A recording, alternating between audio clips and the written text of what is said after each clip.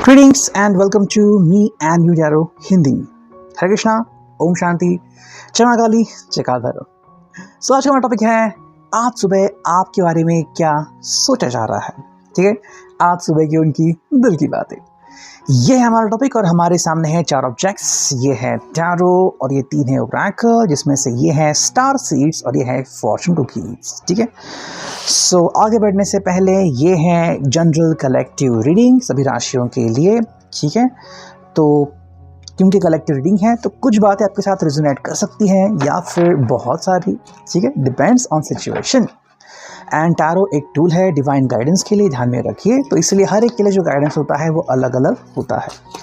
इसी के साथ हम करते हैं रीडिंग का आगाज। Okay, so let's connect. चलो देखते हैं हमें क्या रीडिंग मिलती है। सबसे पहले हम देखते हैं टैरो को कि आज हमें टैरो क्या बतलाता है। ये है 10 ऑफ वॉन्ड्स, एरीज, लियो, सैज। ठीक है, पहला कार्ड मिल गया। दूसरा कार्ड देखते हैं क्या है, और ये है S of swords, Gemini, Libra, Aquarius. चलो दूसरा कार्ड भी आ गया है यहाँ पे। थर्ड जो है वो है 2 of cups, cancer, Scorpio, Pisces reverse में। ओके, फिर आ गया है king of swords, Gemini, Libra, Aquarius. Okay, 2 card मिले हैं, द फूल। ठीक है, फिर मिला है यहाँ पे princess of cups, cancer, Scorpio, Pisces again. चलो यहाँ पे है द हायरोफेंट यानी कि भी टॉरस। ओके, एक कार्ड निकालते हैं जो कि है एस ऑफ वॉन्ड्स रिवर्स में। ठीक है, टोटल हमें यहाँ पे 8 कार्ड्स मिले हैं। 2 कार्ड्स हम साइड में रखते हैं जो कि है princess of coins. Okay, and and में है 10th कार्ड जो कि है 7 ऑफ वॉन्ड्स। ठीक है, तो आज की अगर हम शुरुआत करें तो क्या समझ पाते हैं हम, है ना। बहुत सारी बातें यहाँ पे उजागर हो रही हैं।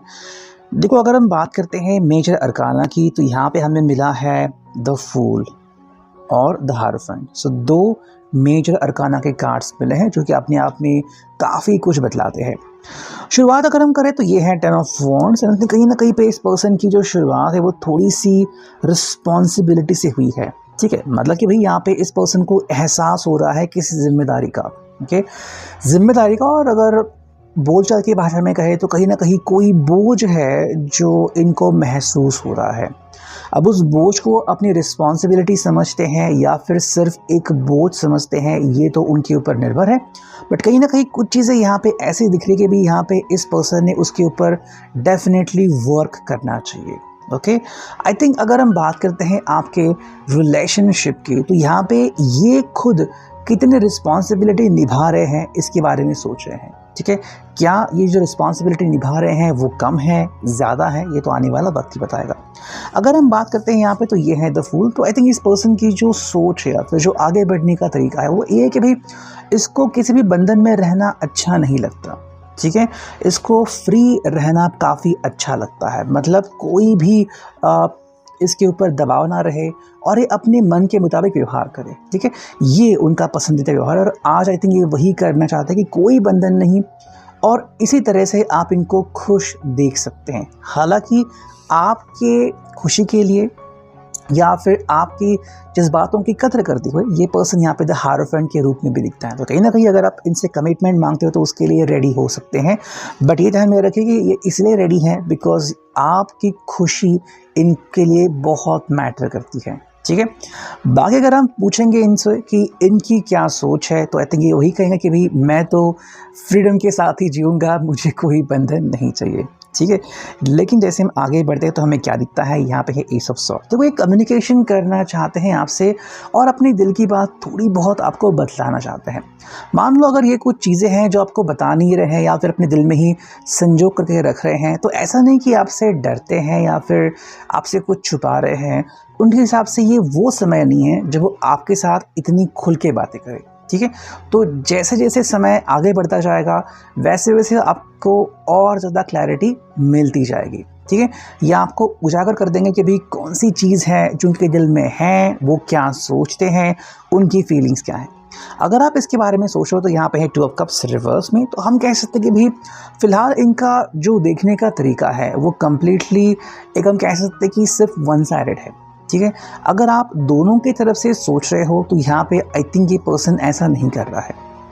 और यही कारण है कि हमें यहाँ पे 10 ऑफ वॉन्ड्स दिखा। तो आई थिंक ये सिर्फ अपनी तरीके से जीवन को देखते हैं या फिर इस रिश्ते को देख रहे हैं कि इनका इनपुट कितना जा रहा है, ये कितनी मेहनत कर रहे हैं इस रिश्ते के लिए, तो कहीं ना कहीं आपकी जो बाजू है, आपकी जो साइड है, वो उसके बारे में ज़्यादा सोच नहीं रहे हैं। ठीक है, ये जो एक्सपेक्ट करते हैं वो ये है कि भाई आप उनको रिस्पेक्ट करें, आप उनको अंडरस्टैंड करें कि भाई ये पर्सन आखिर कहना क्या चाहता है। बिकॉज यहाँ पे किंग ऑफ सोर्ड्स तो अल्टीमेटली ये चाहते हैं कि भाई ये जो भी आज कहे ना, आप उनकी बातों को सच मानें।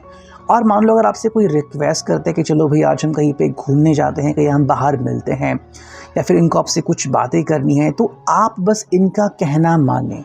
ठीक है, तो आपका जो रोल है यहाँ पे वो आई थिंक काफ़ी इम्पॉर्टेंट रहेगा अगर आप इनकी बातों को तवज्जो देते हो तो। ठीक है, बाकी अगर हम देखते हैं तो यहाँ पे है प्रिंसेस ऑफ कप्स रिवर्स में। तो क्या ये व्यक्ति अपने कुछ दिल के जज्बातों को छुपा कर रखता है? बिल्कुल। ठीक है, देखो ये बहुत कुछ फील करता है आपके लिए, लेकिन अल्टीमेटली वो इतना इजीली उजागर नहीं करना चाहता। तो आई थिंक कहीं ना कहीं यहाँ पे सरप्राइजेस शायद प्लान हो सकते हैं रिगार्डिंग योर बर्थडे, या फिर रिगार्डिंग एनी सेलिब्रेशन। तो वो जो सरप्राइज़ है वो शायद आपको अभी नहीं बताना चाहते, या फिर आपके लिए सरप्राइजिंगली प्लान कर रहे हैं। ठीक है, साथ में यहाँ पे एस ऑफ वॉन्ड्स रिवर्स में, तो कुछ चीज़ें हैं जैसे कि ये कितना आपके लिए फील करते हैं या फिर कितना नहीं, ये आपको नहीं बता रहे हैं। अगर हाल ही में कुछ ऐसी बातें हुई हैं जहाँ पे थोड़ी सी नोक-झोंक हुई है, तो एस ऑफ वॉन्ड्स रिवर्स में तो थोड़ी सी नाराज़गी, ज़्यादा नहीं, सिर्फ थोड़ी सी नाराज़गी यहाँ पे दिख रही है, ज़्यादा नाराज़गी यहाँ पे नहीं दिख रही है। बाकी अगर हम बात करें तो यहाँ पे आ गया था प्रिंसेस ऑफ कप्स रिवर्स में, लेकिन यहाँ पे है प्रिंसेस ऑफ कॉइन्स। तो देखो ये एक्चुअली आपका भरोसा जीतना चाहते हैं। ठीक है, एंड अगर आप सच में इनको इतना ज़्यादा तवज्जो देते हो या फिर इनको इतना ज़्यादा इम्पोर्टेंट समझते हो, तो भैया कह रहे हैं कि हाँ आपने मेरा दिल जीत लिया है। ठीक है, तो वैसे तो आपकी तरफ से कोई इशू नहीं है, बट ये कहीं ना कहीं आपका दिल जीतना चाहते हैं एंड कहना चाहते हैं कि भाई yes you can trust me. ठीक है, तो आपका विश्वास जीतना ये उनके लिए आई थिंक थोड़ी बहुत पहेली बन चुकी है कि भाई एग्जैक्टली आप किस तरह से इनको रिस्पॉन्ड या फिर रिएक्ट करते हो। ठीक है, बिकॉज आपकी साइड उन्होंने देख ली है, बट अब ये खुद को आपकी तरफ कैसे देख रहे हैं उसके ऊपर सब कुछ निर्भर है।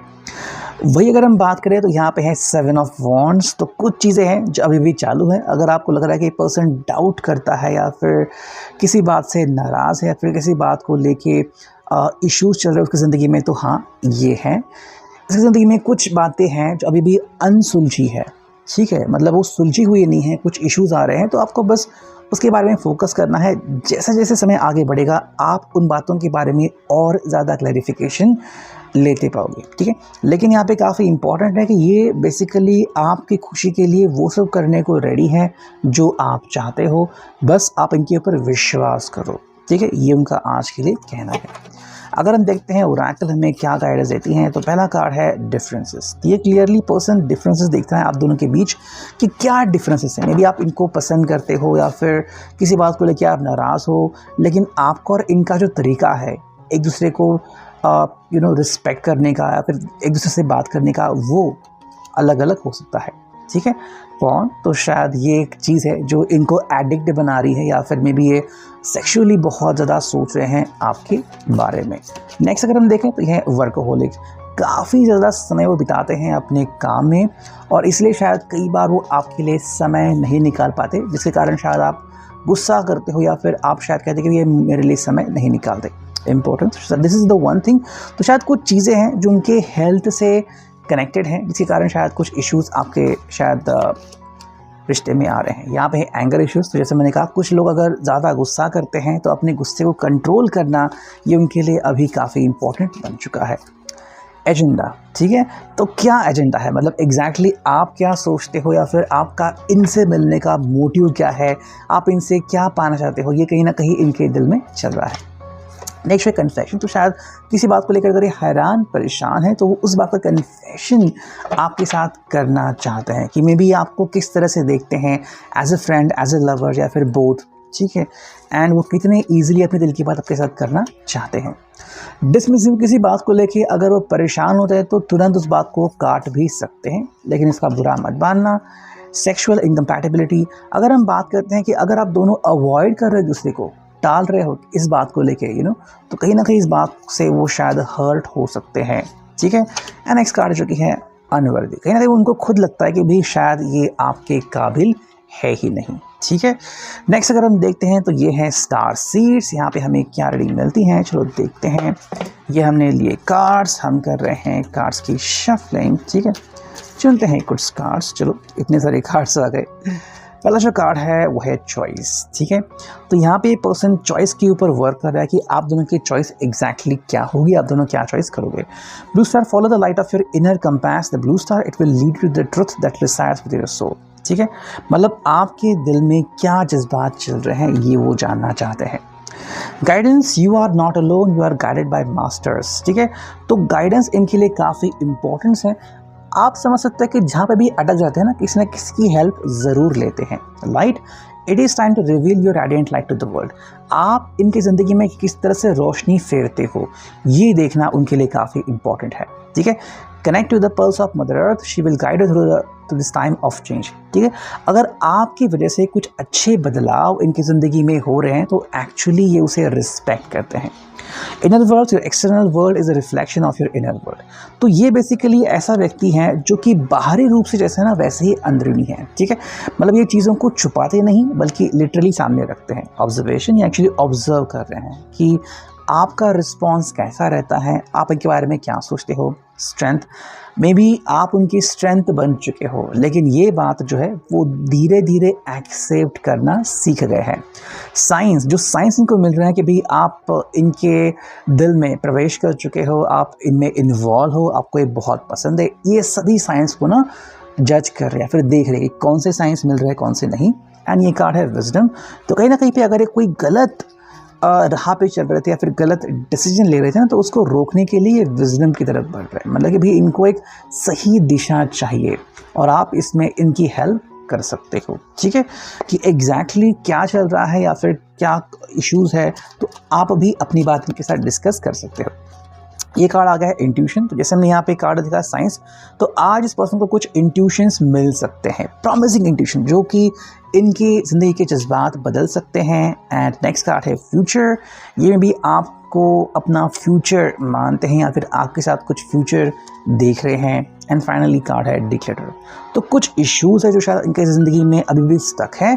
जब तक ये वो इश्यूज़ को नहीं निकालेंगे तब तक शायद वो ईज़िली बाहर नहीं निकल सकते। तो इनकी जो पहली प्रायोरिटी है वो है कि भी अपने दिल और दिमाग से वो सारा कचरा साफ़ करना, ताकि वो आपके सामने जब भी प्रस्तुत हो तो ठंडे दिमाग से एंड ओपन माइंडेड से आपके सामने हो, ठीक है। ताकि आप दोनों को एक दूसरे के बारे में कोई भी डिसीजन लेना आसान हो जाए। तो ये था अभी के लिए reading. I hope it will resonate.